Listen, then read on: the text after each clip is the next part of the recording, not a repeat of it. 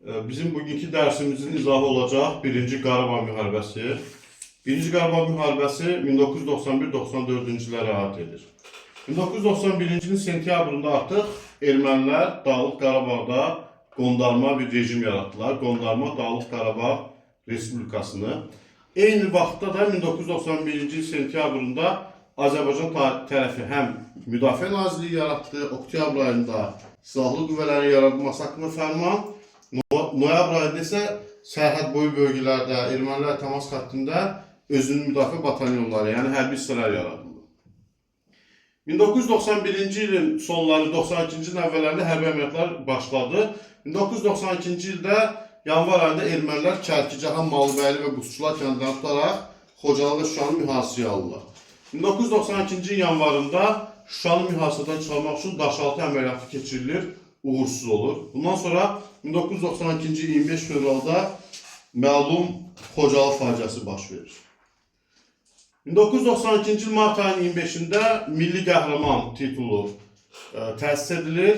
Milli Qəhrəman deməli, ilk dəfə olaraq bu titulla 1992-ci iyun ayında Daxili İşlər Nazirliyinin əməkdaşları mükafatlandırılır.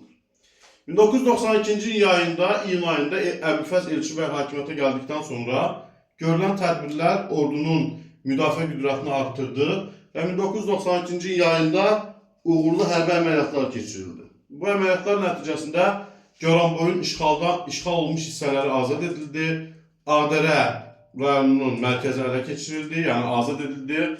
Azərbaycan ordusu Tərtər kanalının sahillərinə nəzarət ələ keçirdi.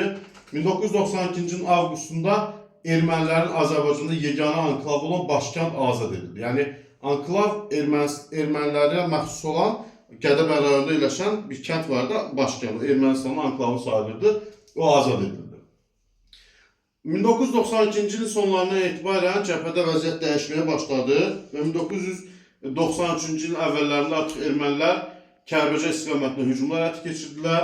1993-cü il ərzində Kəlbəcər, Ağdərə, Ağdam, Cəbrayıl, Füzuli, Qubadlı və Zəngilan rayonları Ermənistan ordusu tərəfindən işğal edildi. Azərbaycan ordusunun bu formada məğlub olmasının başlı səbəbi isə, geri çəkilməsinin başlıca səbəbi isə həm xarici siyasətdəki uğursuzluqlar, Rusiyanın ermənilərə yardım artırması, həm də daxildə gedən çəkişmələrdir.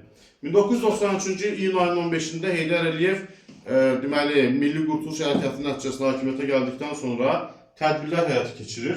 1993-cü il noyabrın 1-də müdafiə haqqında qanun qəbul edilir. 1993-cü ilin dekabrında Beyləqan istiqamətində düşmənin tank hücumunun qarşısı alınır və burada Akif Xanəliyev və Etibar İsmailov milli qəhrəman adına layiq görülürlər. 1993-cü ilin dekabrından 1994-cü il 4 yanvara qədər aparılan Horadiz əməliyyatı nəticəsində, yanvarın 5-nə qədər aparılan Horadiz əməliyyatı nəticəsində Füzuli rayonunun Horadiz qəsəbəsi və 22 kəndi, o cümlədən Cəbrayıl rayonunun Cocuq Mərcanlı kəndi düşməndən azad edilir. 1994-cü il fevralında aparılan Murovdağ əməliyyatı isə